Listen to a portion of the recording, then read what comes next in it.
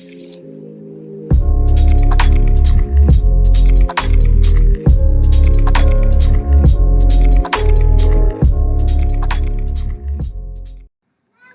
chess game, rewind tayo. Ang opponent natin from Poland. Siya ang first move. Abante siya ng pawn, e4. Tayo, ang opening natin, e6 muna. Ito yung itatry natin ngayon. Ang typical na ginagamit kong opening, yung 2 squares agad, yung movement ng pawn dito sa tapat ng king. So tayo, e6 muna tayo ngayon. Naglabas siya ng knight. Tayo naman, labas ang bishop. So at this point, magki-create muna ulit tayo ng formation. Magde-develop tayo ng formation. So, tinutukan niya ng pawn yung bishop ko. Wala tayong magagawa dyan, kundi umatras muna. Abante siya ng bishop.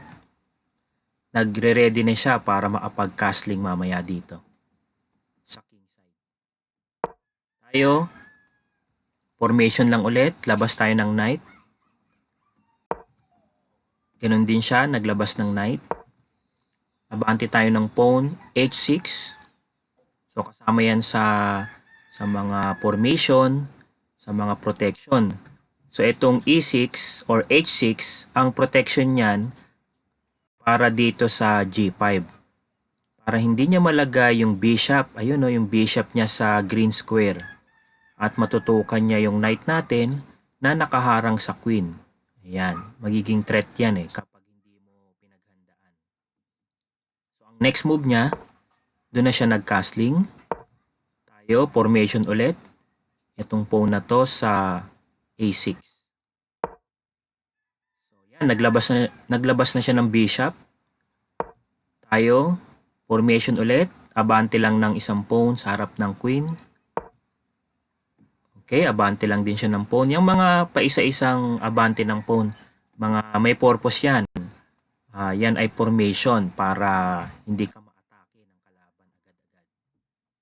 So, ang move ko naman dyan, okay, labas tayo ng knight. Kung makikita nyo, yan ang mga typical na position ng knight. Tingnan mo ang position ng dalawang knight niya. Tsaka position ng knight ko. Yan ang mga typical na position. So siya, tinago niya na yung bishop niya. Ako naman, nag-castling. Okay, push siya ng pawn. So ako naman, ibinalik ko yung knight. Bakit umatras yung knight? Ang purpose ko dyan, maabante yung pawn sa harap ng rook. Para masira ko na yung formation niya. Yan, pag inabante ko yung pawn ko na to, so pwede ko nang ma-break yung formation niya. Sisimulan ko rito sa pawn niya sa e4. So, tingnan natin ang move niya. Okay, nag-abante lang din siya ng pawn. And gawin ko na yung plano ko. Yan, nag-forward na ako ng pawn sa harap ng rook. So, ano kaya ang gagawin niya dyan? Kinapture niya. I-capture ko na rin. So, meron ng open space dito sa tabi ng rook or sa gitna ng rook and queen. Yan, magagamit ko yung open space na yan para mas maka-atake mamaya. Okay, so ang next move niya, umabante yung pawn niya, tinutukan yung knight ko. So tayo, abante lang din. Kaya meron ngayon ditong possible na pag-capture. Tingnan natin kung i-capture niya. Kinapture niya yung knight ko, may pangbawi naman ako dyan, i-capture ko rin ng knight ko. So ang next niyang gagawin, susugod na yung knight niya, tinutukan yung bishop ko rito. So maganda na yung pwesto ng bishop. Kung makikita nyo, nakatutok na yan sa king. Kaya kailangan ko yan. Atras muna. Then, nag-abante siya ng pawn. Mukhang haharangan niya yung bishop ko. So, tayo naman. Abante lang tayo ng pawn. Kaya, i-break na natin yung formation niyan dito sa king side. Ang ginawa niya, yun na nga yung plano niya. Abante ang pawn. So, tayo naman. Inabante ko ang queen. Nire-ready ko pa yung isang possible na pag-atake. Yung nakatutok ang queen dito sa pag-castling niya. May naka-open or naka-forward na pawn pero pwede kong kainin yan. At ma-open check siya. Kaya malilibre itong pawn dito sa h3. Pero ang solution niya dyan, ang ginawa niya dyan, nag-capture or nag-position muna siya ng bishop. Hindi niya sinuportahan itong pawn na to. Okay? So, pwede niya sanang suportahan yan gamit yung queen. Siguro, pwedeng ganun. Tapat niya rito yung queen sa d3. Pero ang ginawa niya, bishop, sinuportahan yung pawn na nandito sa g2. Kaya, tutuloy ko na yung plano. Kain, libre ang h3. Hindi niya pwedeng kainin niya ng pawn. Open check. So, ang ginawa niya, bumawi siya ng pawn dito sa side na to.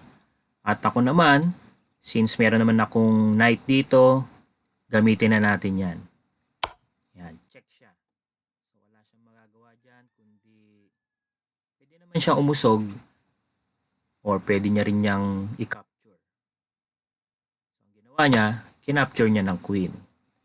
So, medyo nawala yung chance na ma-checkmate natin siya, kaya tutok muna tayo sa queen. Umusog lang yung queen niya dito pa sa open space. So, nagamit ko na yung open space na yan. Okay, tapatan natin ng rook. So, ang gagawin niya dyan, umiwas lang ulit. Okay, tayo naman. Kain muna tayo ng pawn. Nag-forward siya ng queen. Anong purpose niya? I-capture niya ang mga pawn na to. Yung dalawang pawn na yan, pwede niyang i-capture. Pero tayo tuloy sa plano. Lagay na natin doon sa open check position. Bishop to h3. So, ayan na nga. Wala na siyang magagawa dyan. Kapag kinain niya, hindi pwede. Kapag inopen niya to, pinorward niya yung pawn, may nakaabang tayong pawn dito. Abante ko lang or capture ko lang yon. Pag kinain niya ng bishop, kainin ko lang ng queen. So, check. Hindi niya pwedeng kainin ng pawn na to dahil, ayun, open check siya ng bishop. Kaya napaka-importante ng position ng bishop na to. And, ang magiging solusyon niya lang, pumunta sa h1 dito sa puti. So, yun na yung last move ko. Mache-check ko na siya. So, yan. Diyan nagtapos yung game namin ng taga-Poland after 23 moves.